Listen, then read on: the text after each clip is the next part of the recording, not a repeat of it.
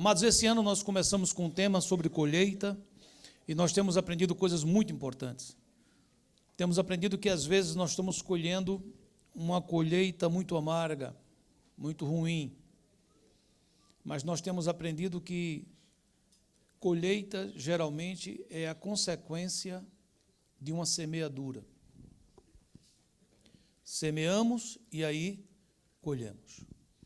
Uma coisa que é muito importante entender é que a colheita é sempre muito maior do que a semeadura.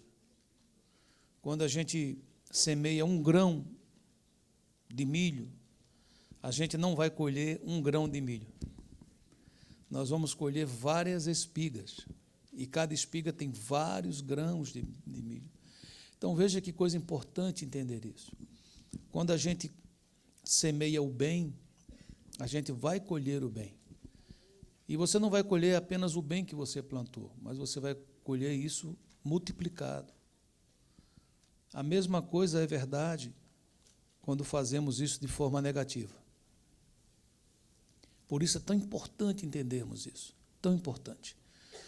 Temos aprendido que diante de tantas coisas, tantas coisas importantes, tem 3 fundamentos básicos, que é o agricultor, o tipo de semente e o tipo de terreno ou tipo de terra. Sabemos que o agricultor somos nós neste caso. Somos nós que estamos semeando em nós mesmos. O tipo de semente tem a ver com a nossa escolha. O que nós escolhemos, todo dia você escolhe.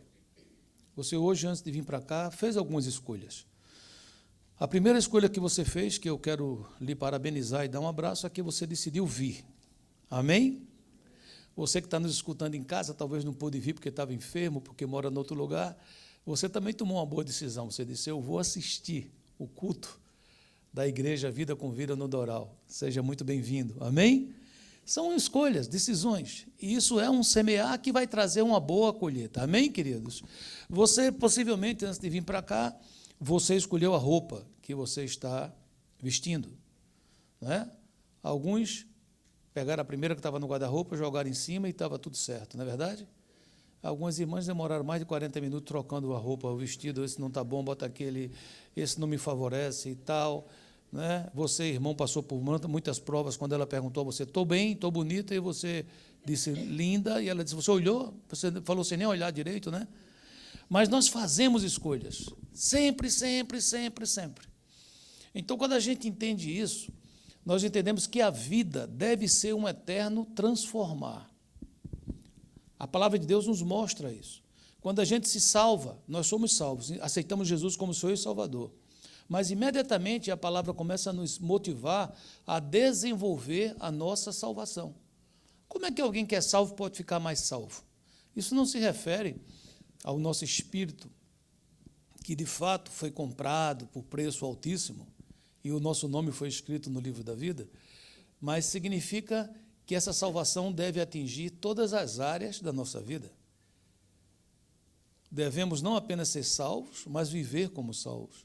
Não apenas ser salvos, mas receber as benesses da salvação em todas as áreas, na saúde, nos relacionamentos, na parte financeira. Essa salvação que coloca a nossa vida em ordem, precisa colocar em todas as áreas, e isso é um processo.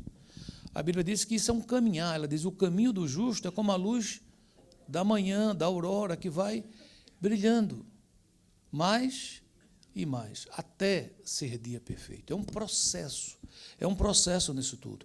E é importante que nós entendamos que esse processo pode andar no seu ritmo, no ritmo que Deus tem para a gente, ou ele pode ser atrasado. E tem muito a ver com nossas escolhas. Por isso que é importante que a gente escolha a boa semente. Repita, boa semente. A boa semente é a palavra de Deus. E quando eu falo a palavra de Deus, falo da Bíblia.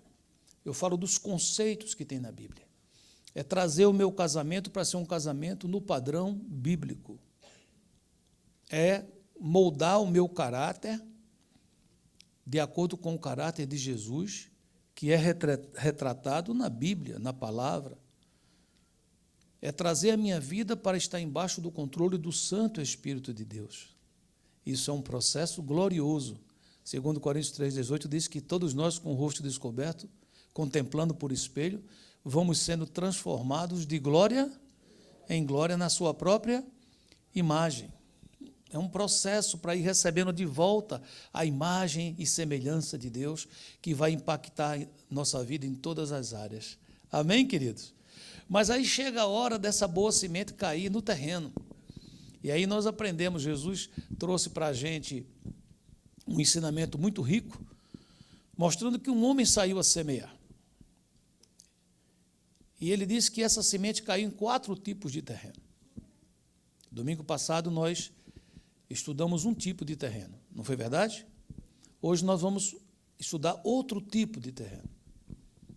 E o trecho está em Lucas, capítulo 8, versículos 5, 7 e também o 14, onde ele explica, que diz assim: um semeador saiu a semear a sua semente, e a outra caiu entre espinhos, e crescendo com ela os espinhos, a sufocaram.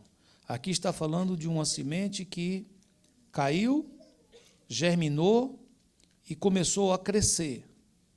Mas quando ela começou a crescer, ela passou a ser sufocada.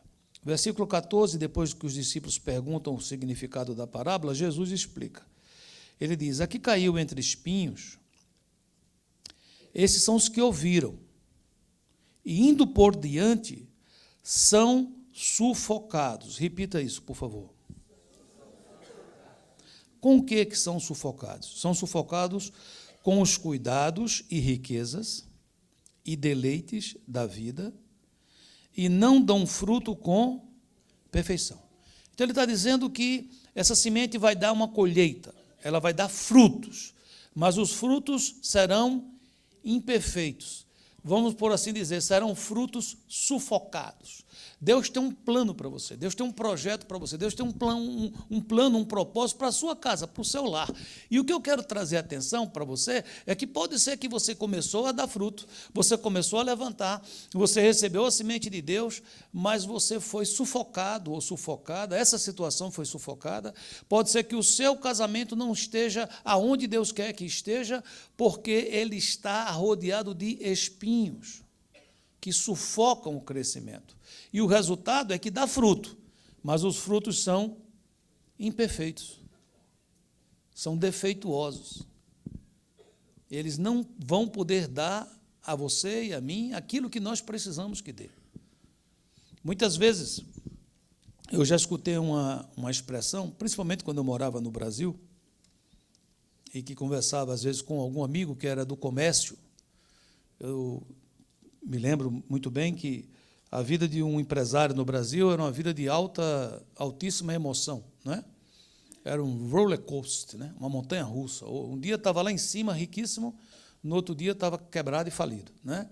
Dependia do plano econômico que lançaram na sexta-feira, ou a taxa de juro, ou o que aconteceu, né? Mas era muito comum, quando a gente conversava com outro, perguntava: e aí, como é que estão as coisas? Ele às vezes dizia assim: eu estou no maior sufoco. Já ouviu essa expressão ou não? Cara, eu estou no maior sufoco. Estou matando um gigante por dia, estou matando um leão por dia.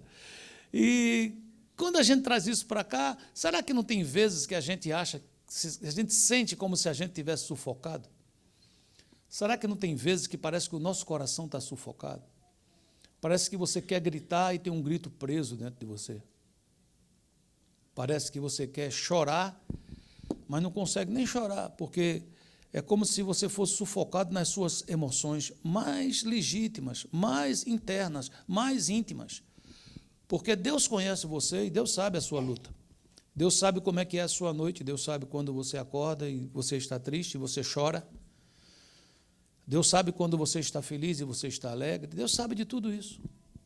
E talvez a grande pergunta para a gente começar essa prédica hoje, essa pregação, essa mensagem, não responda para mim, mas tente responder para você mesmo.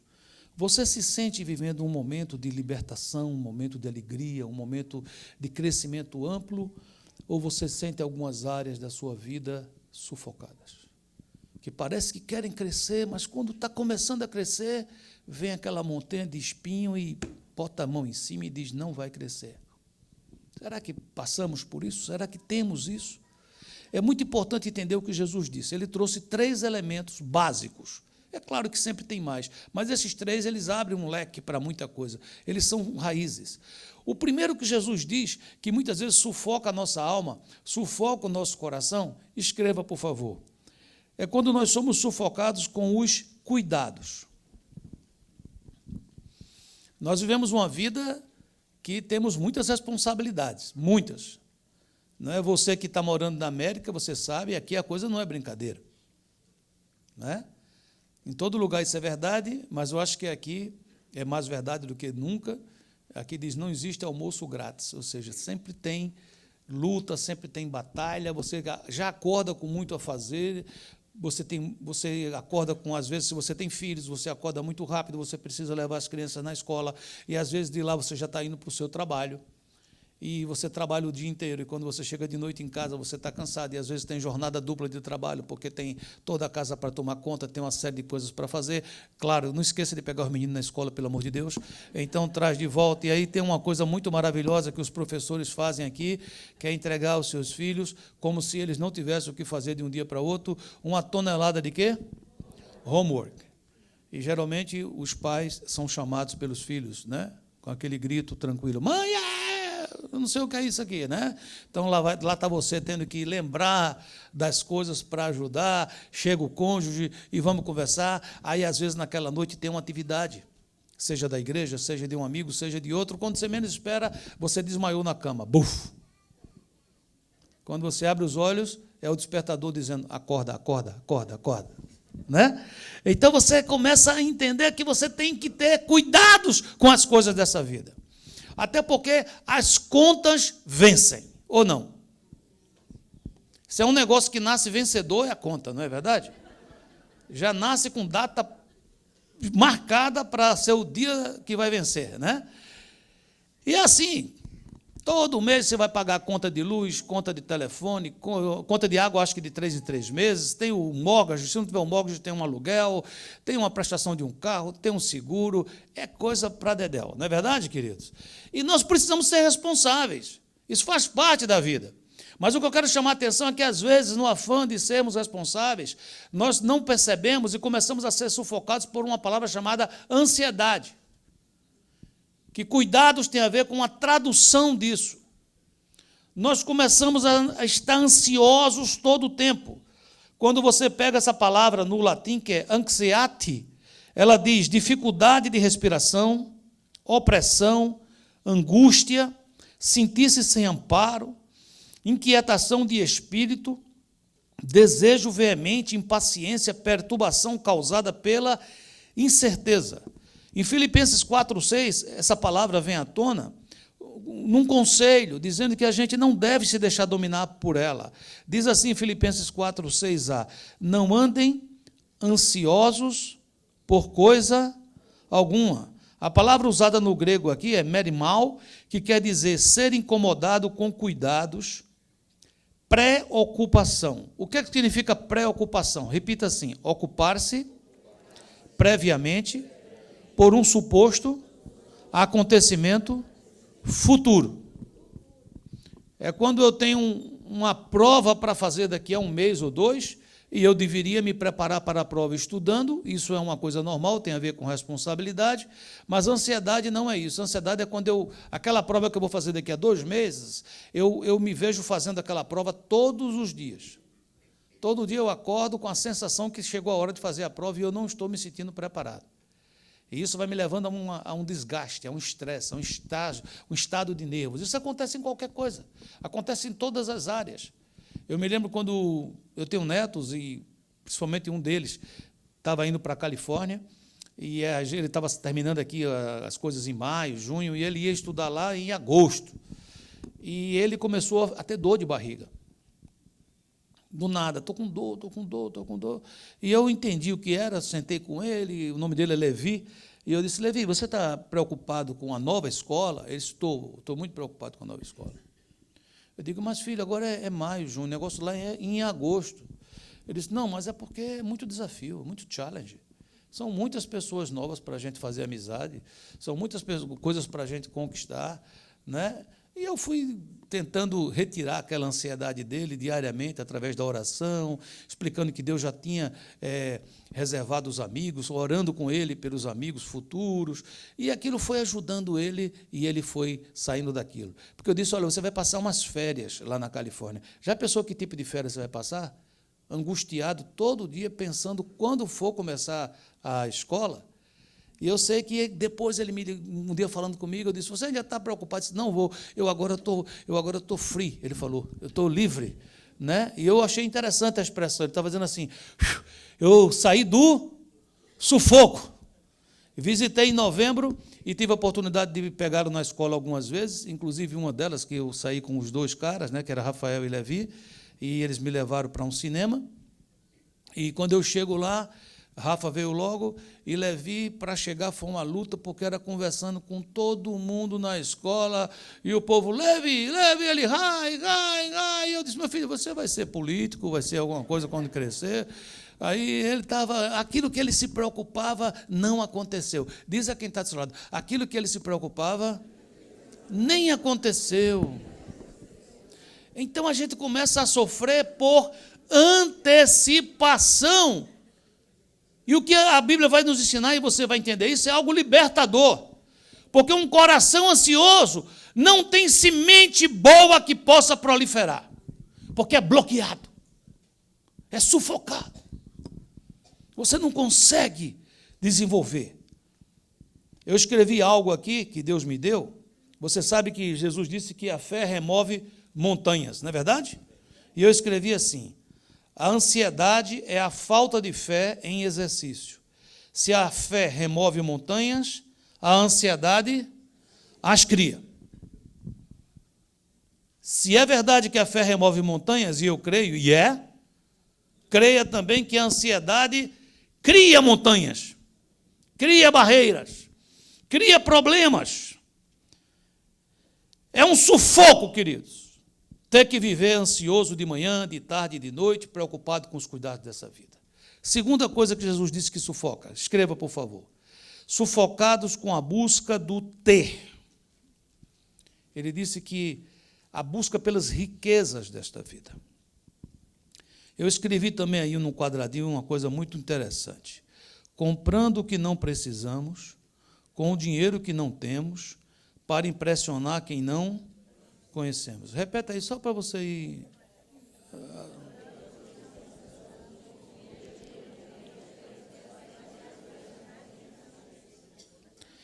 Você sabe o que é isso? Isso é o curso deste mundo. Porque esse mundo inteiro está dizendo que você vale pelo que você tem. Esse mundo conhece você pelo que você tem. Deus não. Porque Deus não é como o homem que vê o exterior. Deus vê o nosso coração. Então, para Deus, e Deus me vê e vê você, não pelo que você tem, mas pelo que você é. Essa é a grande diferença. Essa é a grande diferença. E nós vivemos num mundo que diz que as pessoas vão respeitar você pela roupa que você veste, pelo carro que você anda, pela maneira como você se comporta. E é dessa maneira. Não é errado se vestir bem, não é errado nada disso, mas é errado quando isso passa a ser parte da sua personalidade pela sua insegurança de aceitação nos lugares onde você vive.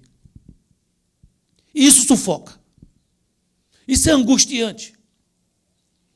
Preste atenção, são casais que têm problemas de relacionamento. E o marido se acostumou a trazer uma certa suposta paz para aquela casa, comprando um presente novo. E você espera que comece a ter absurdos.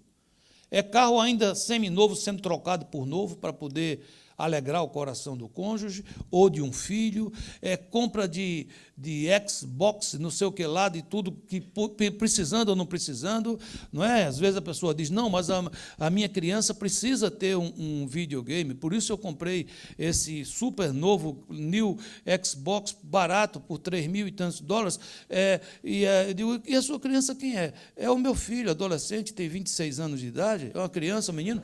Então, é uma batalha, porque eu preciso mostrar que eu tenho.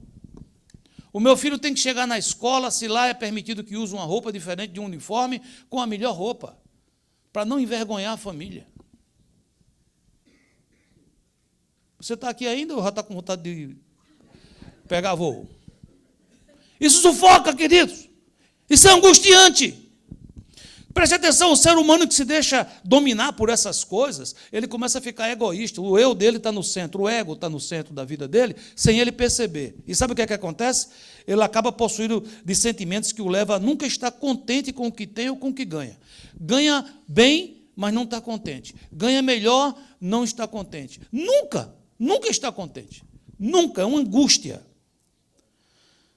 Na minha vida de pastor, quantas vezes eu não vi pais, homem, mulher, pais,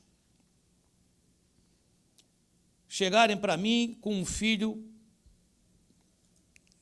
em petição de desgraça, ou a família sendo destruída, e essa pessoa está muito triste porque ela diz assim: eu fiz tudo o que eu fiz pela minha família. E eu pergunto: o que foi que você fez? Trabalhei feito um louco, durante anos e anos, 12 horas por dia, para nunca faltar nada, para dar a eles tudo o que eles precisavam, e é assim que me pagam. Meu querido, preste atenção, você está entendendo errado. Mesmo que seu filho diga a você: se você não me der essas coisas, você é o pior pai do mundo, ele está errado, você vai sentar com ele, vai educá-lo, e vai tirar essa frase da boca dele que foi colocada pelo Satanás. Você está criando uma nova geração.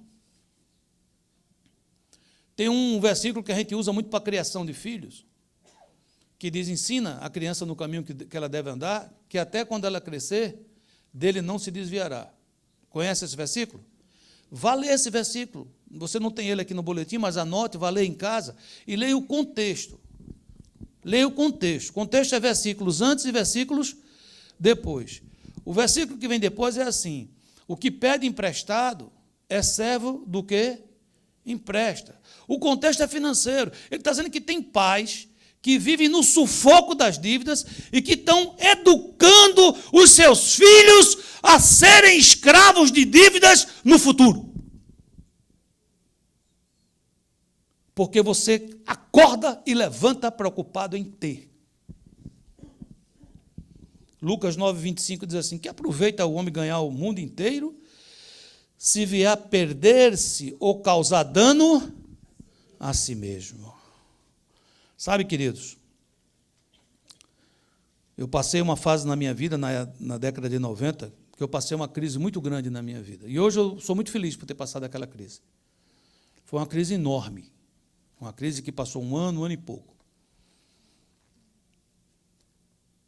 Hoje eu agradeço a Deus. Na época foi duro passar por aquela crise. Mas eu entrei naquela crise com esse engano. Eu entrei naquela crise sufocado pela busca pelo ter. Tinha sido assim os meus primeiros anos, sendo pastor, sendo cristão, mas buscando dar o melhor para os meus filhos. Eu não tinha para os meus filhos um sábado, eu não tinha nada. Nada, era só trabalho. E quando eu entrei naquela crise, que quase perdi tudo, e só não perdi pela graça de Deus, que depois me restituiu, eu aprendi o que era ser, naquele um ano e pouco. Eu aprendi a alegria de, às vezes, ter bem pouquinho, mas ter paz, ter harmonia, ter Deus, ter uma família feliz. Eu aprendi o que é sair do sufoco. E depois, quando Deus me deu de volta bens materiais, Ele me ensinou a possuir os bens e não deixar que os bens me possuíssem. Precisamos entender isso. Olha o que é que diz Lucas 12:20. Mas Deus lhe disse: louco, esta noite te pedirão a tua alma, e o que tens preparado para quem será? Provérbios 27:20 diz assim: os desejos das pessoas são como o mundo dos mortos, sempre há lugar para mais um. Aqui está dizendo que o seu desejo, que o meu desejo, os nossos desejos, nunca vão ser satisfeitos, porque sempre tem lugar para mais um. Isso é como o mundo dos mortos. Você ainda não viu o mundo dos mortos dizer assim: por favor, não morre ninguém agora por 6 meses, que não está cabendo mais ninguém. Já ouviu isso? Não. Então lá está dizendo, pode vir, sempre cabe mais um. Assim ele está dizendo que é o desejo das pessoas. Provérbios 30, 15 diz, a sanguessuga tem duas filhas que se chamam, me dá, me dá. Mate a sanguessuga, antes que a sanguessuga lhe mate. Isso sufoca. Temos que entender que o desejo e as aspirações são incansáveis. Se não forem dominadas, sufocarão a palavra de Deus. Eu já vi muita gente que está crescendo com Jesus, que está caminhando com Jesus, num certo ponto, abandonar a fé por causa de supostas vantagens financeiras. E aí eu já sei quão triste vai ser essa colheita. O problema da colheita, quer que eu explique para você qual é o problema da colheita? Você está aqui comigo? Se você plantar uma semente no seu jardim ou num terreno que você tem, você não vai colher agora. Você sabia que você não vai colher agora? Quem destrói a sua família hoje com gritos, com absurdos, com abandono, não vai colher agora, não. Às vezes a pessoa abandona a mulher, abandona o filho, faz uns negócios aí, faz um monte de negócio e parece que ficou bem. Porque deixou a mulher, arranjou uma mais nova. Não é? Às vezes a pessoa está procurando um documento, a mulher dele chegou com ele aqui, os dois estavam lutando para ter um documento, e aí ele teve uma ideia diabólica, satânica, infernal, de se separar da mulher e casar com uma moça que tem aí, que só pode ser de Deus, que a moça é cidadã americana. Aí ele casa e recebe o documento. Aparentemente ele fez uma escolha o quê? Boa, mas espera, a colheita não chegou ainda. Colheita demora. Não é porque você está semeando hoje uma má semente que você não está colhendo, que você está dizendo não está acontecendo nada. Não está acontecendo nada. Não está acontecendo nada. Isso me lembra aquela história do cara que pulou do Empire State, sei lá, 200 andares aí de um edifício, e o cara estava lá descendo 150, 120, e ele disse, até aqui tudo bem. Sim, queridinho, você pulou da janela, está no 120, mas um dia a colheita chega. Você está aqui comigo ainda? Amém, queridos? Vou usar aquela expressão, se segura no pincel que eu vou tirar a escada. Mas hoje a gente vai sair daqui fora do sufoco, em nome de Jesus. Terceira coisa, escreva, sufocados com a busca do prazer, deleites.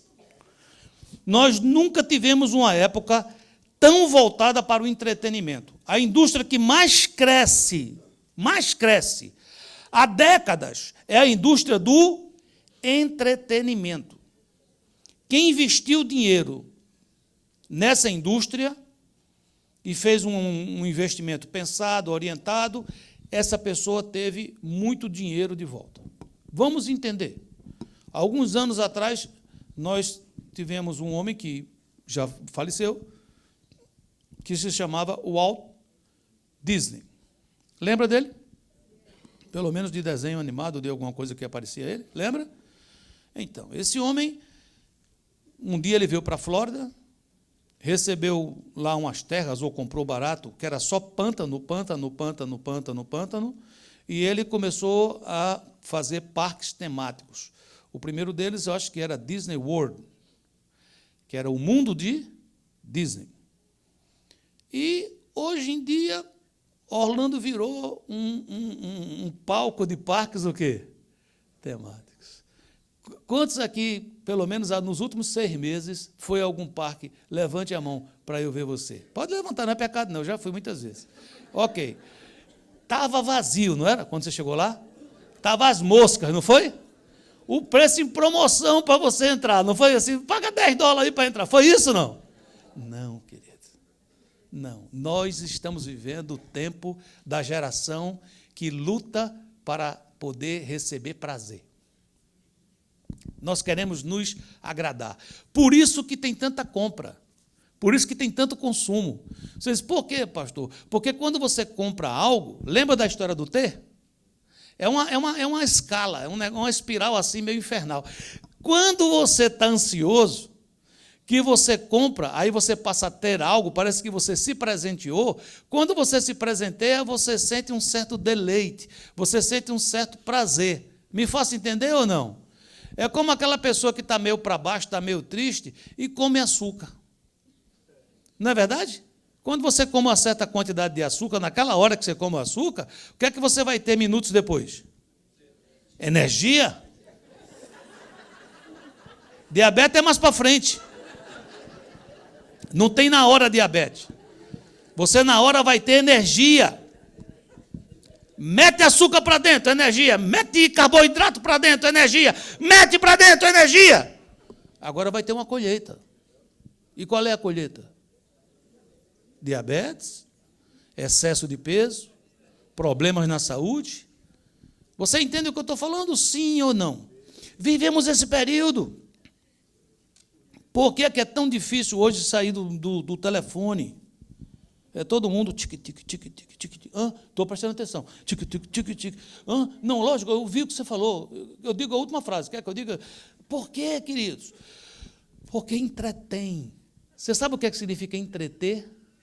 Vou explicar para você. É ajudar você a passar o tempo de forma divertida. Você fala, o que significa isso, pastor? Significa o seguinte, preste bem atenção. Eu não estou feliz. Eu não gosto da minha vida. Eu não quero parar para pensar. Então, quando eu não estou ocupado trabalhando ou fazendo alguma coisa, eu preciso de alguma coisa que possa ocupar a minha mente. E a gente começa a ter uma vida que, sem perceber, que tudo que a gente faz é querendo me agradar. Eu venho para a igreja, quero ser agradado. Eu estou aqui, vamos cantar, cânticos, os cânticos. Os cânticos que nós cantamos aqui na igreja, eles são para louvar a Deus. Você sabe disso, não é? Nós cantamos aqui para louvar a quem? A Deus. Então, quem é que tem que gostar desses cânticos? É Deus. Quem é que tem que se agradar desses cânticos? Deus. No entanto, eu troco eu faço uma inversão aqui das coisas. Eu venho aqui e digo, eu não gosto desses cânticos. Esses cânticos não me agradam. Deixa eu explicar. Os cânticos que são para lhe agradar é aquele que você escuta lá na sua casa.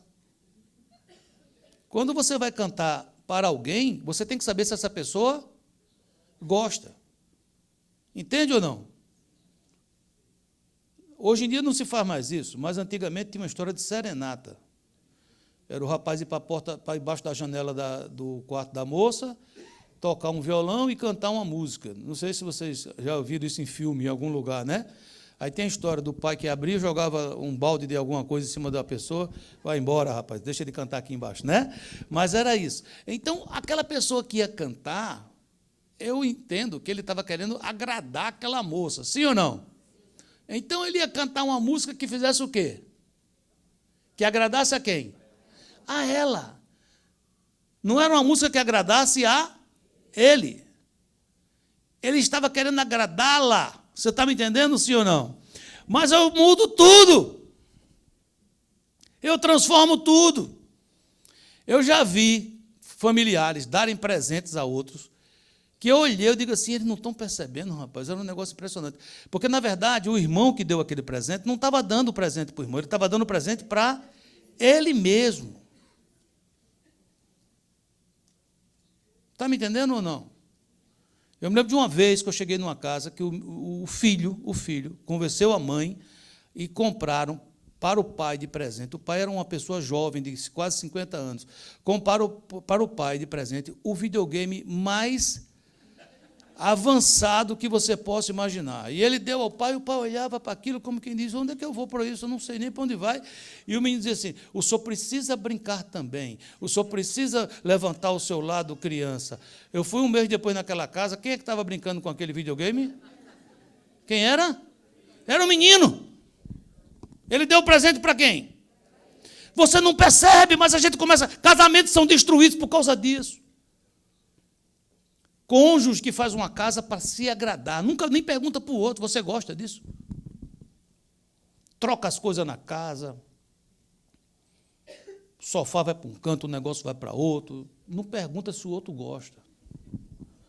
Planta, tira as plantas. Por quê? Porque eu gosto, eu me lembro de vovó. Quando olho para essa planta, chega eu choro, lembrando de vovó. Mas tem que perguntar ao outro se ele gosta e se ele lembra da vovó também. Então a gente começa a viver uma vida que a gente vai se ensimesmando. Está me entendendo ou não? Eu vou vivendo para o ventre. É para mim, é para mim, é para mim. Deixa eu te explicar uma coisa. Teve um rei em Israel. Que ele foi o campeão disso. O nome dele era Salomão. Olha o que ele diz. Preste atenção em Eclesiastes 2. Resolvi no meu coração dar-me ao vinho,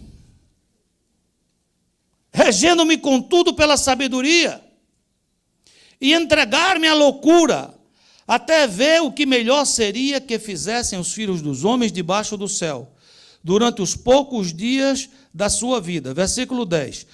Tudo quanto desejaram os meus olhos, não lhes neguei, nem privei o coração de alegria alguma.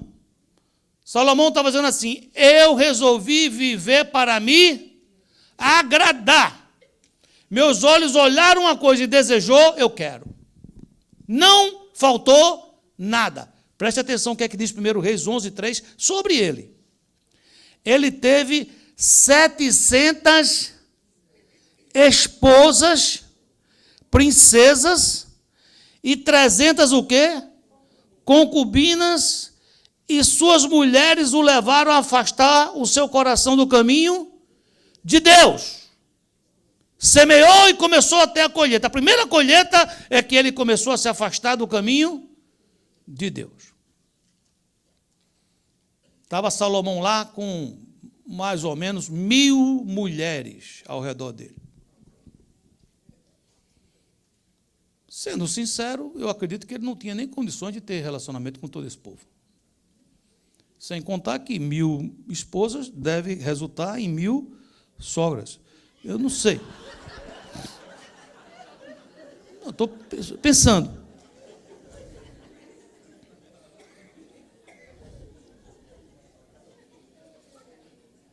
Salomão meteu o pé na jaca, meu querido. Chutou o pau da barraca, chutou o balde. Disse: eu vou fazer o que me der na telha. Estou com vontade de comprar uma Ferrari, vou lá e compro. Fiquei chateado, troquei por uma Lamborghini. Era desse jeito, está me entendendo ou não?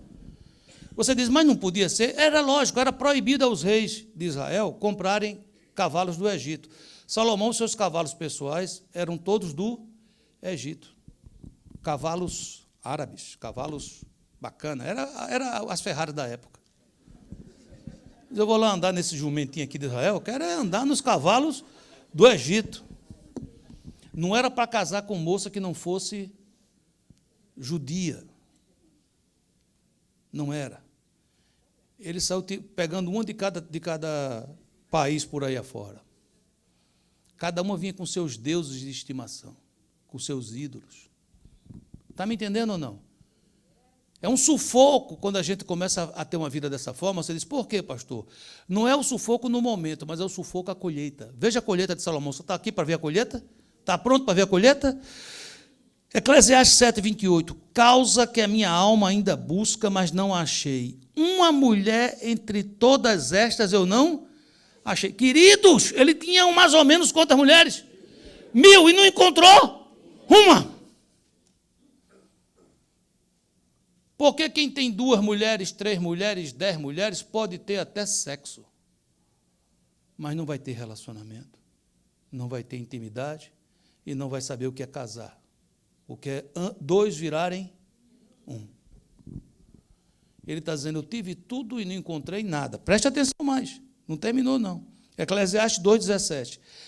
Pelo que aborreci esta vida. Está entendendo? É a mesma pessoa. A pessoa está dizendo assim, eu resolvi fazer tudo que eu tenho vontade, tudo que meus olhos viram e desejaram, eu resolvi não lhes negar. Olha o que ele está dizendo.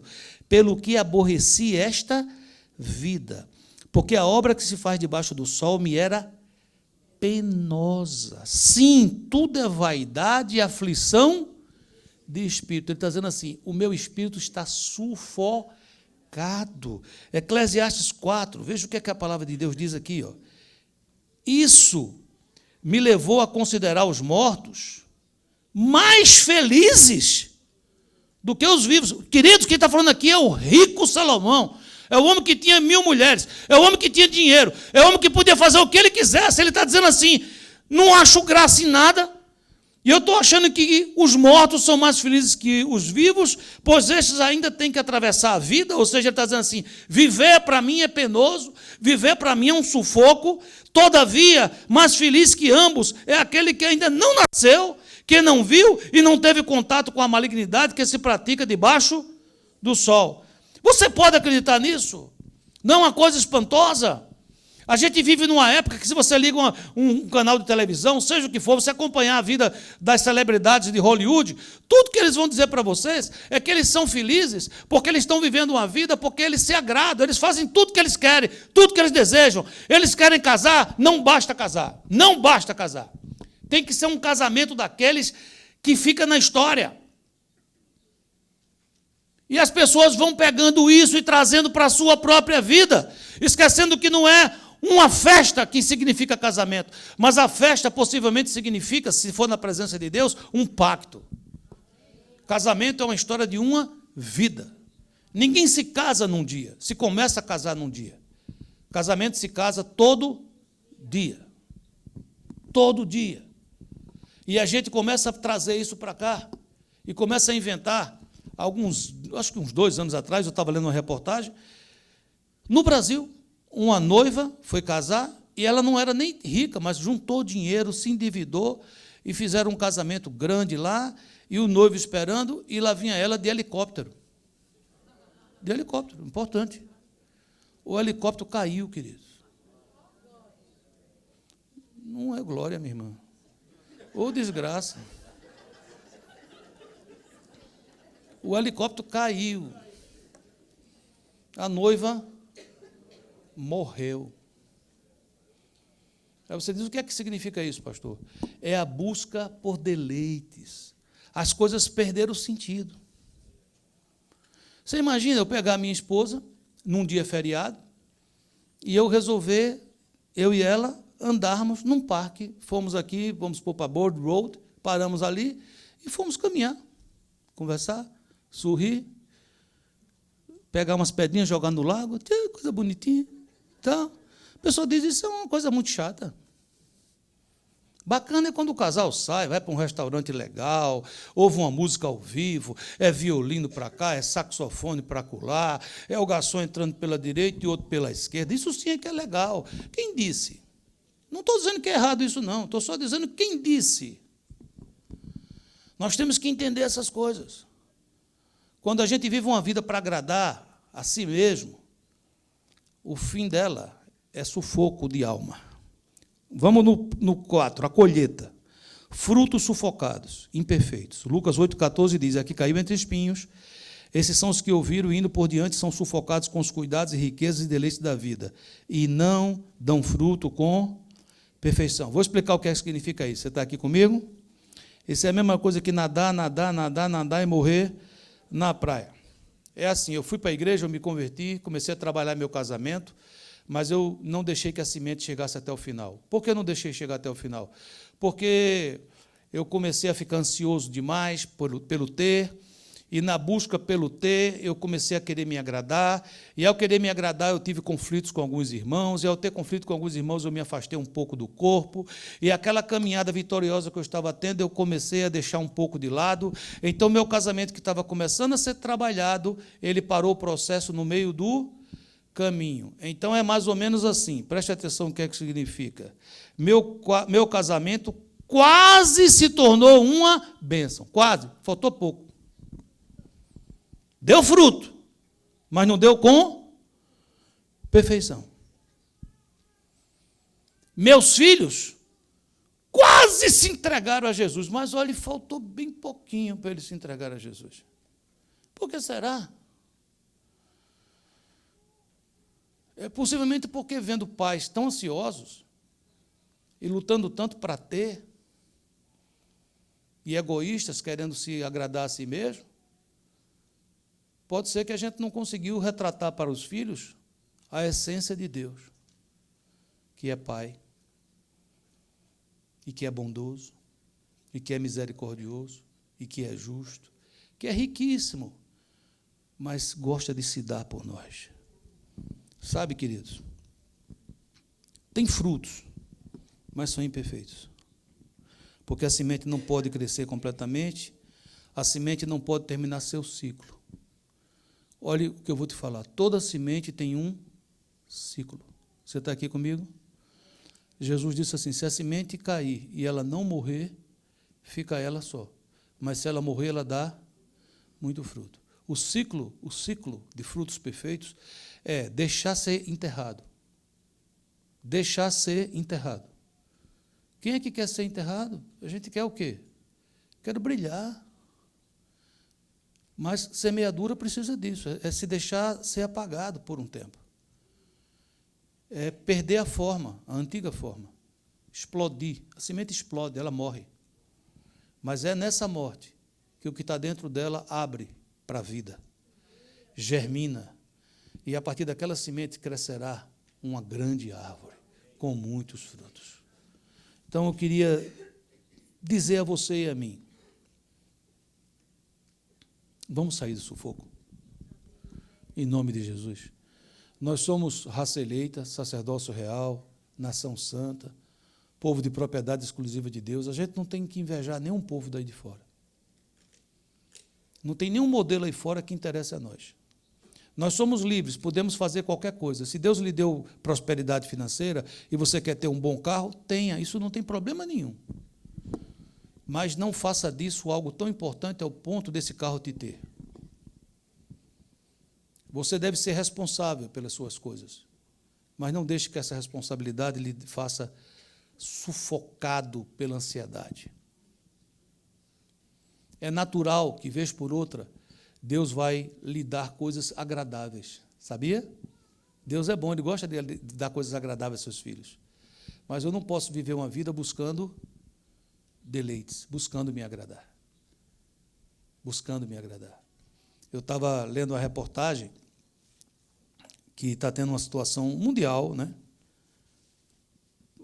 Mas talvez fortemente em alguns países da América do Sul, aonde as crianças, os jovens, não querem ficar adultos. 27 anos de idade, em casa, vivendo como adolescente. Por causa de quê? Porque ele está num ambiente que ele é o filhinho da mamãe. Ele é o filhinho do papai. Então, lá ele tem tudo o que ele quer a tempo e a hora. Ele tem, os pais se transformaram em quê para ele? Servos, empregados. Quando é conveniente, ele é adulto. Quando não é conveniente, ele é um baby. Está me entendendo ou não?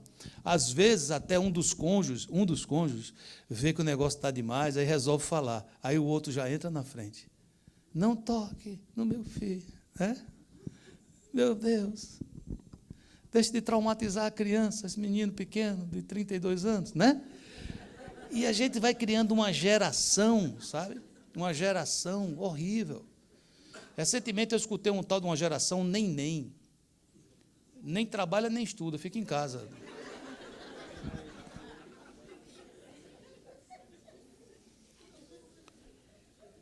Preste atenção, queridos. Nós somos o povo mais feliz da terra. Nós somos a igreja de Jesus. Nós somos salvos. Nós podemos, sim, ocupar essa terra e tomá-la por herança. Há uma promessa de Deus que você vai comer o melhor dessa terra. Mas você vai comer como fruto do seu trabalho, de forma natural, porque Deus vai abençoar, porque não é do que corre, não é do forte, mas é daquele que Deus olha e diz, vou te abençoar. Não se esqueça, Jesus é o mesmo ontem, hoje e eternamente. Discípulos, a noite toda pescando, não pescaram nada. Ele chega pela manhã e diz, lance a rede ali, e vem uma pescaria que nunca tinham feito uma igual. Basta Jesus dizer a você, a rede é ali. Basta isso. Você está procurando um business, você está procurando algo, você está procurando uma solução, agrada-te do Senhor e Ele satisfará os desejos do teu coração. Basta Ele colocar a mão sobre a tua família, basta isso.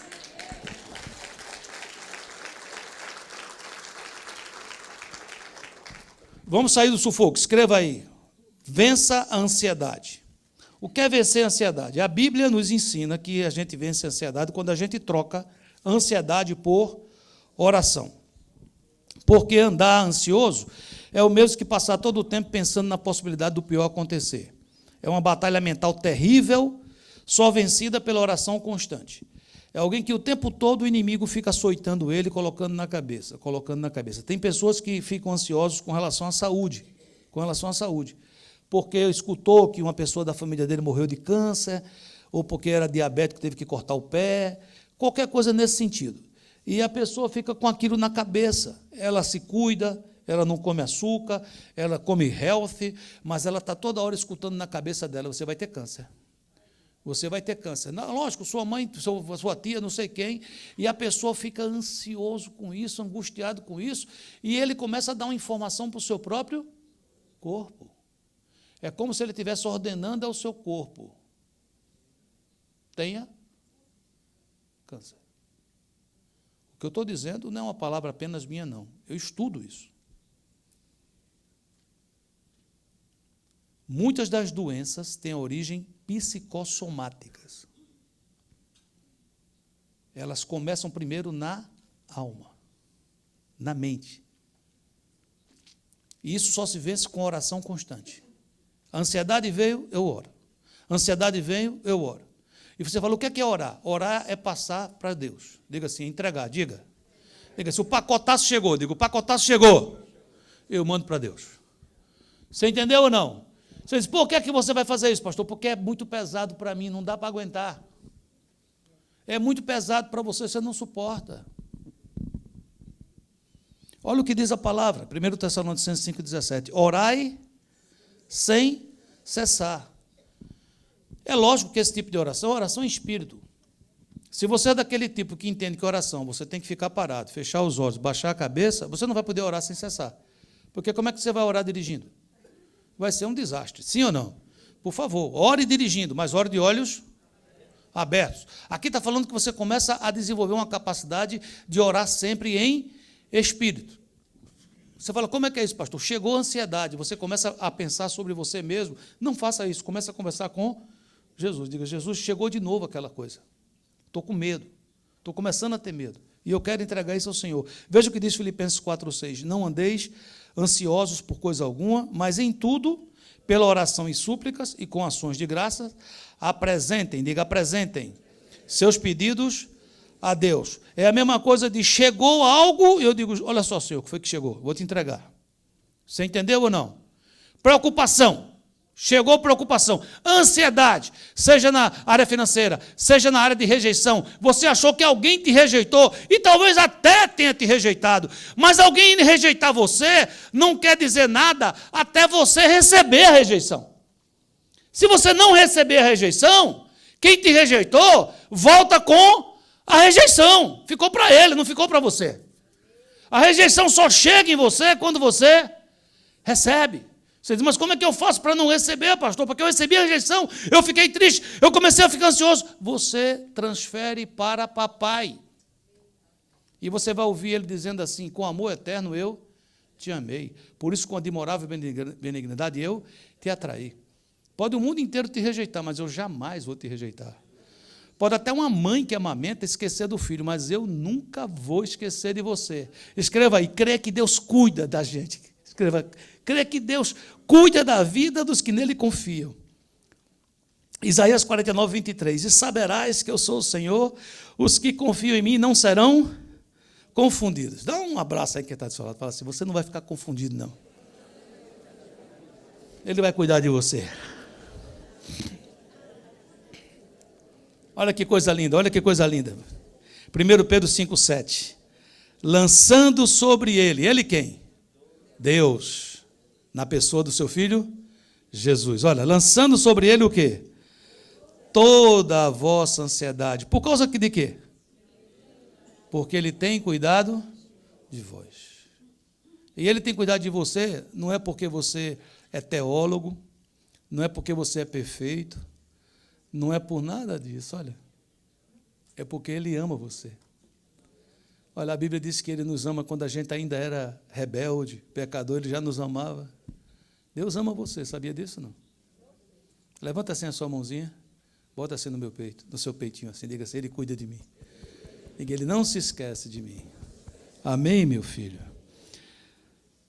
Segundo ponto da gente sair do sufoco. Busque ser e você terá. Nós precisamos de ter algumas coisas. Existem 3 verbos, às vezes, que a gente não entende a sequência deles, mas são muito importantes. É ser, fazer e ter. Diga ser, fazer e ter. Olha o que é que o mundo faz. Preste atenção no que é que o mundo faz. Fazer para ter, para poder ser. O mundo está dizendo assim, faça, ou seja, trabalhe, trabalhe, trabalhe, trabalhe, para você poder ter. E quando você tiver, você será. Será o quê? Será reconhecido, será isso, será aquilo, será aquilo. Isso está furado. Isso é sufocante. A Bíblia está dizendo o contrário. A Bíblia está dizendo que eu devo procurar ser. Quando eu sou, eu saberei o que fazer. Eu não sairei feito uma barata tonta fazendo qualquer coisa. Eu terei foco. Eu saberei o que fazer. E como consequência eu terei. E você fala, terá o quê? Terá todas as coisas que você necessita. Jesus disse, buscar em primeiro lugar o reino de Deus, o seu modelo, e todas as demais coisas vos serão acrescentadas. Você fala, quais são essas coisas, pastor? Tudo que você precisa. Por exemplo, vou explicar para vocês uma coisa. Eu tenho tudo que eu preciso. No entanto, eu não tenho lá em casa um foguete espacial, desse que a gente vai para a Lua, para Marte. Você tem? Alguém aqui tem um foguete desse? Não. Agora, deixa eu dizer uma coisa para você. Graças a Deus eu não tenho um foguete desse. Primeiro, porque eu não preciso. Segundo, o que é que eu ia fazer com um trambolho desse lá em casa? Não é verdade?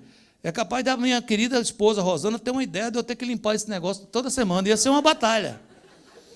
Então, não é ter tudo. Porque tem muita coisa que você não precisa. E tem coisa, inclusive, que não é para você ter, porque se você tiver, vai ser horrível. Eu não preciso ter as coisas que os outros têm. Não, mas fulano tem, é tão bom para ele. É para ele. Isso não significa que seja bom para mim. Você dizia, o que é bom para você, pastor? Eu não sei, mas Deus sabe. Quando eu entrego a minha vida na mão dele, ele supre de tudo que verdadeiramente eu preciso. Existe muita gente dizendo que você precisa. Você liga um anúncio, o anúncio está dizendo você precisa disso. Você, hoje em dia, você é vigiado. Para onde você vai? Se você tiver um iPhone, você tem um iPhone, ele sabe para onde você vai. Se você tem Maps, não sei se você tem Maps, toda vez que você entra, ele adivinha por você, ele acha que você está indo para o trabalho. Daqui para o seu trabalho, 23 minutos. Ninguém nunca passou por isso aqui. Quantos já passaram? Levanta a mãozinha aí para confessar. Então, queridos, o meu aqui sabe tudo de mim. Eu acordo, ele fala, daqui para a igreja, está com trânsito bom, se você for pela 107, não sei o que lá, tal. Lá os membros estão lá te esperando, você vai ter 50 atendimentos hoje. Ele sabe os atendimentos que eu vou ter, porque está no calendário. Ele diz, vá correndo, você falta 15 minutos para atender fulano e tal. E se você for pela direita ou pela esquerda. Então, você vive num mundo hoje que tudo que você faz está sendo observado, sim ou não?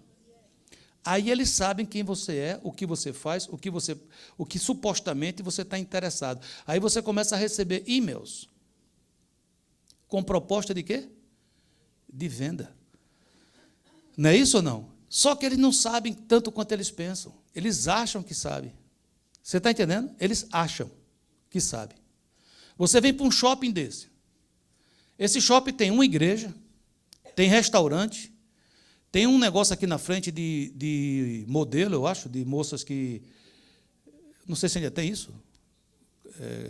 De book fotográfico para poder ser agência de modelo e tal e tal. Pode ser que ele ache que você está vindo aqui para agência de modelo.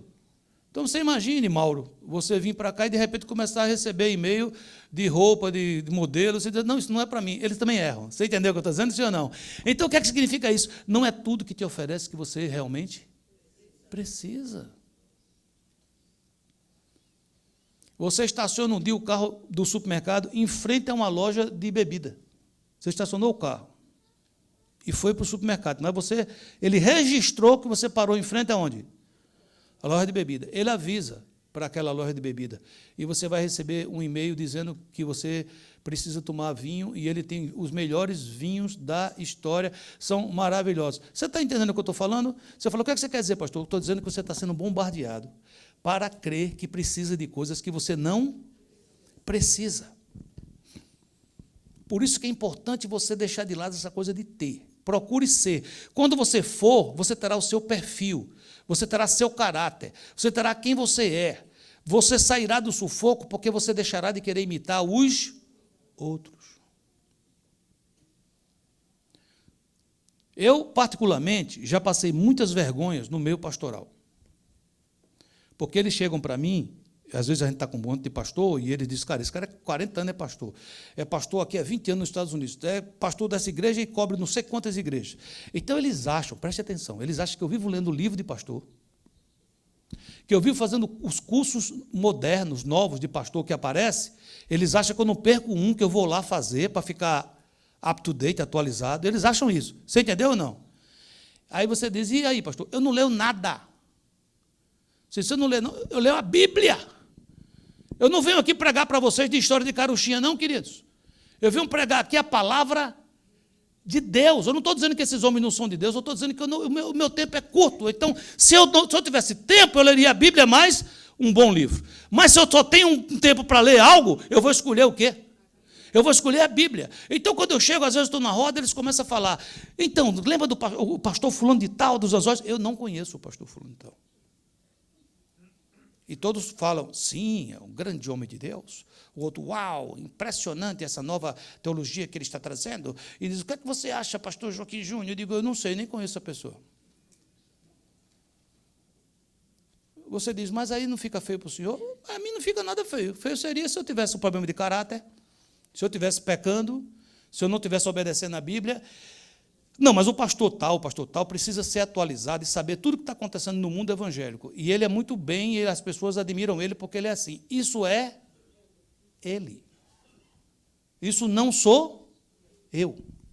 Eu tenho um chamado fazer discípulos. Eu tenho um chamado, uma missão que é cuidar da sua vida. É criar liderança, é levantar pessoas. Não há problema nenhum que eu conheça homens de Deus. Eu conheço muitos homens de Deus, muitos homens de Deus aqui. Por exemplo, essa semana fazemos aí um tributo a Deus pela vida do Billy Graham. Sim ou não? Esse homem foi um homem que é muito conhecido. Eu li vários livros dele, sem dúvida nenhuma. Teve época para isso na minha vida, e li, e me incentivou, e foi uma grande motivação na minha vida. Amém, queridos? Aí você diz, e você ficou feliz com o Billy Graham? Você queria ser igual a Billy Graham? Você ficou frustrado porque você não foi igual a Billy Graham? Nada disso. Isso era o chamado de quem? Billy Graham. O meu chamado é outro. Você está aqui comigo ou não? Preste atenção. Jesus, primo de João Batista. Jesus, primo de João Batista. Jesus foi urbano. Sabe o que é urbano? Morou aonde? Na cidade. Jesus se vestia com uma roupa de linho fino, sem costura, de cima a baixo, bonita pra caramba. Quando ele morreu, os soldados queriam ficar com essa roupa dele, para não rasgar a roupa, lançaram sorte quem é que ficava com aquela roupa. Você lembra disso? Está na Bíblia. Sim ou não? Não é verdade? Jesus era um homem culto, um homem com a palavra maravilhosa, um homem que ia para festas, comia, bebia, estava com todos. Seu primo João Batista morava no deserto, se vestia de pele de animal, de pele de camelo. Eu imagino que pele de camelo não é uma coisa muito cheirosa. Comia insetos e bebia mel. A pregação de Jesus era, vinde a mim todos que estáis cansados e oprimidos, e eu vos aliviarei. A pregação de João Batista era, raça de víboras, hipócritas, quem vos ensinou a fugir da ira divina? Quem estava certo, queridos? Os dois.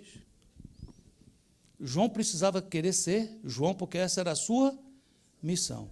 E Jesus tinha que ser Jesus, porque essa era a sua missão. O que eu estou trazendo essa coisa para você entender é que você não precisa imitar a ninguém, você precisa saber o que é que Deus tem para você. O seu modelo se chama Jesus Cristo de Nazaré.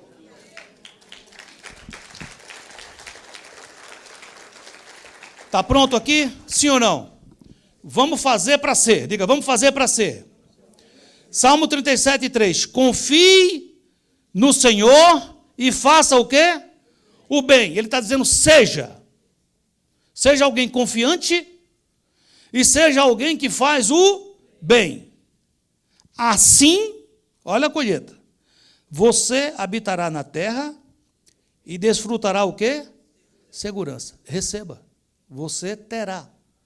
Você fez, você é alguém confiante. Amém, queridos?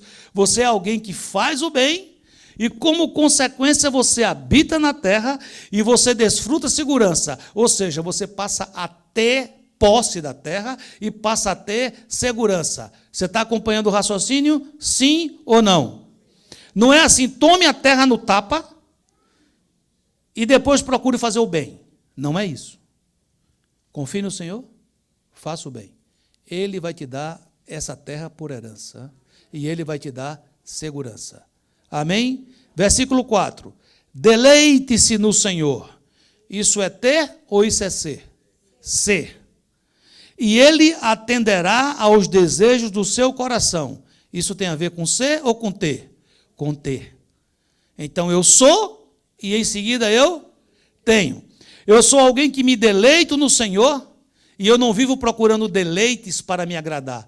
Ele é meu deleite, Ele é minha alegria, Ele é o meu bem maior, Ele é meu amor. Eu sou apaixonado por Ele. Eu sou do meu amado e meu amado é meu. Aí tem uma consequência. Qual é a consequência? Eu apaixonado por Jesus e Jesus apaixonado por mim. Olha, querido, gente apaixonada atende os desejos do outro. Sim ou não? Ele está dizendo que quando eu me apaixono por Ele, Ele atenderá aos desejos do meu coração. Coisa mais difícil é você negar coisa a neto. Não sei se aqui tem avô. Você diz por quê? Porque neto, estou falando dos meus, né, pelo menos, né? Ele não chega dizendo assim, vovô, eu quero isso. Ele chega, abraça, sobe no colo, dá um beijinho na bochecha, puxa a barba, diz umas coisas legais, aí conta uma história. Quando a gente foi em tal lugar, aí eu vi um negócio, aí eu falei com o papai, aí ele falou, agora o papai não está podendo comprar isso. Aí ele disse, vamos orar, aí eu estou orando para Deus me dar aquilo. Aí o avô fica como, meu querido, na sua opinião? O avô diz, eis que eu sou um instrumento de Deus para responder essa oração. Eu, quando leio esse versículo, eu mais ou menos penso nisso. Ele está dizendo assim, não se preocupa em pedir nada a mim, não. Senta no meu colo, me abraça, passa a mão na minha barba, me beija, se deleite na minha presença. E eu vou satisfazer os desejos do seu coração. Versículo 5. Entregue o seu caminho ao Senhor e confie nele. Isso é ser. É alguém que é uma pessoa que confia no Senhor, que entrega a sua vida ao Senhor, aí ele recebe e ele agirá. Você entendeu? Sim ou não? Eu procuro ser alguém segundo o coração de Deus e, em contrapartida, Ele afofa a minha cama, Ele me enche de bens, prolonga meus dias na face da terra, me enche de graça e misericórdia. Escreva, saber que nós somos valiosos para Deus. Eu não sei quantas vezes você já ouviu alguém dizer a você que você não vale nada. Eu não sei quantas vezes você ouviu alguém dizer a você que você não ia dar para nada. É impressionante o número de pessoas que eu converso que já escutou isso, às vezes de parentes, às vezes de pais, às vezes de alguém que diz assim, você nunca vai dar para nada. E isso às vezes entra profundamente no coração da pessoa. E eu vim aqui hoje dizer a você, queridos, que você não tem ideia do valor que você tem. Se você fosse o único habitante dessa terra, o único habitante dessa terra, o único, Jesus teria vindo, morrido e ressuscitado por você. Se você fosse o único habitante dessa terra, Deus teria escrito esse livro chamado Bíblia para dar a você. Você é muito valioso para Deus. Mateus 6 diz: portanto, eu lhes digo, não se preocupem com a sua própria vida, quanto ao que comer ou beber, nem com o seu próprio corpo, quanto ao que vestir. Não é a vida mais importante que a comida e o corpo mais importante que a roupa? Observem as aves do céu, não semeiam, nem colhem, nem armazenam em celeiros, contudo o Pai Celestial as alimenta. Não têm vocês muito mais valor do que elas? E esse texto é muito importante para mim, porque alguns anos atrás, em 2007, eu tive um problema no coração, tive um infarto, e eu tive que ficar um período em casa. E eu me lembro especificamente de um domingo, que eu queria muito vir para a igreja, mas o médico não me permitia, porque disse que eu ia ter emoções. Minha esposa veio, e eu fiquei lá, e eu fui dar uma caminhada no condomínio. E eu estava com o meu coração tão abatido, eu estava me sentindo com o meu valor bem pequeno. É como se tivesse havido algum curto-circuito no céu. Por algum motivo, o meu Deus, o meu Senhor, o meu querido, deixou de vigiar um pouquinho, eu tive um infarto. É assim que eu entendia. Não é assim, mas era assim que o meu coração sentia. Coração é assim, né? A alma é desse jeito. Cada um vai sentindo do seu jeito. E eu me lembro que eu estava caminhando ali, com meus pensamentos, e eu parei assim numa árvore, porque eu vi um pássaro. O pássaro estava pousado assim num galhinho, lindo o passarinho. E ele olhou para mim e falou assim: você não vale mais do que esse passarinho? Eu disse: eu sei que eu valho mais que esse passarinho. Eu disse: eu cuido dele. Ele dormiu, se alimentou hoje, está aqui perto de um lago, ele vai beber água, eu vou cuidar dele. E todos os dias dele está na minha mão. Por que motivo eu não vou cuidar de você? Deus ama você. Você vale muito mais do que pássaros que Deus cuida. Você é filho de Deus. E Deus está me mandando aqui dizer isso a você. Tire do seu coração esse sufoco pelo ter. Busque ser. Você vai ter como consequência. Amém? Último ponto para a gente terminar a mensagem. Ao invés de buscar deleites, busca alegria verdadeira. Sabe, queridos, o mundo também dá alegria. Não é só Deus que dá alegria, não. A diferença é que a alegria do mundo é uma alegria circunstancial. Sabe o que é circunstancial? Recebi uma boa notícia, fico alegre. Se eu receber uma má notícia, eu fico triste. A alegria do Senhor é diferente, ela não é circunstancial, ela é alegria em qualquer circunstância. Filipenses 4 diz: alegrai-vos todo domingo no Senhor. É isso que está escrito aí, não? Alegrai-vos quando? Sempre no Senhor. Outra vez digo, alegrai-vos. Alegrei-me sobremaneira no Senhor, porque agora, uma vez mais, renovaste a meu favor o vosso cuidado, o qual também já tinhas feito antes, mas vos faltava oportunidade. Versículo 11, preste atenção. Digo isto, não por causa da pobreza, porque aprendi o quê? A viver contente em toda e qualquer situação. Tanto sei estar humilhado, repita essa palavra, como também ser honrado. Repita, por favor. De tudo e em todas as circunstâncias já tenho experiência, tanto de fartura, repita, como de fome, repita, assim de abundância, repita, como de escassez, repita.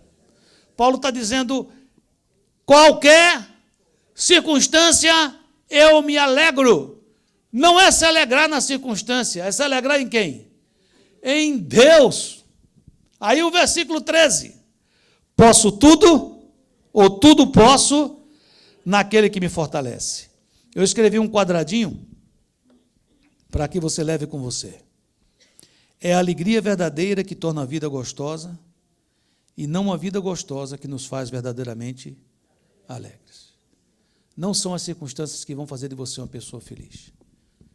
Paremos com a busca por deleites e prazer, e comecemos hoje a busca para sermos esses que se alegram em qualquer circunstância.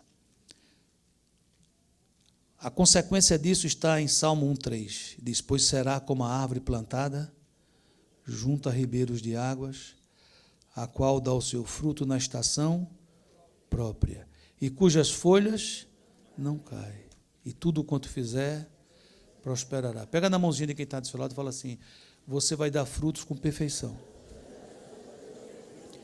Diga assim: você vai plantar e vai colher. Em nome de Jesus. Se você nunca entregou sua vida a Jesus, você nunca fez uma entrega, mas você hoje foi tocado, e talvez você diga: pastor, como é que eu faço para entregar minha vida a Jesus? A Bíblia diz que é só você crer. Eu vou te ajudar a levar você numa oração, e se você entregar a sua vida a Ele, a Bíblia diz que aquele que vem a mim, de maneira nenhuma eu o lançarei fora. Jesus está esperando você há muito tempo. E eu gostaria muito que você soubesse que você é bem-vindo nessa igreja. Você é muito bem-vindo. Mas esse convite não é para você fazer parte dessa igreja. Você pode fazer se você quiser.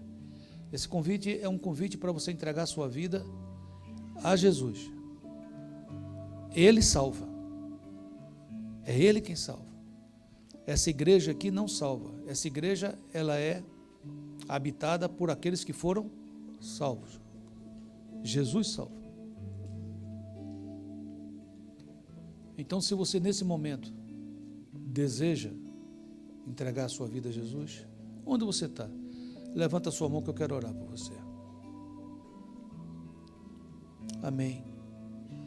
Amém. Vem aqui pertinho de mim, deixa eu orar por você. Deixa-me orar por ti. Amém. Glória a Deus. Vamos orar por essa irmã que está aqui. Vou orar em espanhol. Se tem mais alguém que está entregando a vida ao Senhor, pode vir aqui à frente, não tem problema. Em nome de Jesus. Também você que está em casa nesse momento, eu quero orar por você. Quero que você receba onde você está, nesse momento, a paz de Cristo que excede todo entendimento. Senhor amado, aqui está tu sierva, Senhor. Tu sabes de su coração, de sua vida, de tudo o que passa, Senhor. E hoje, Senhor, aqui está, delante de ti, de tu altar, entregando sua vida, Senhor. E te pido, Senhor, la reciba, Senhor, como tu hija. Escriba su nombre, Senhor, en tu libro, el libro de la vida, a donde nadie puede borrar, Señor. En el nombre de Jesús, Señor. Te pido ahora, en el nombre de Jesús, y te declaro que el Señor está perdonando todos tus pecados. Y no va a se acordar de ellos más. En el nombre de Jesús. Amén y amén. Dame un abrazo. Que Dios te bendiga poderosamente. Amén. Amén. Voy a invitar a algunas hermanas para que vengan para acá. Aqui está teu servo, Senhor. Querido, amado, que hoje, Senhor, se aproxima do teu altar, entregando a sua vida a ti, Senhor. Oh, papai querido, que dia feliz. Eu quero pedir que o Senhor receba, Senhor. A tua palavra diz que há uma festa nos céus por um pecador que se arrepende. Então, Senhor, peço que agora o Senhor receba. Escreva seu nome no livro da vida, onde ninguém pode apagar, Senhor. Quero te declarar, meu filho, que a palavra de Deus diz que aquele que vem a Ele, Ele de maneira nenhuma lança fora. E hoje, os teus pecados estão sendo perdoados, em nome de Jesus de Nazaré. E você, a partir de hoje, é recebido como filho. Amém. Deixa eu te abraçar. Deixa eu chamar alguns irmãos para abraçá-lo aqui, em nome de Jesus. Amém. Glória a Deus.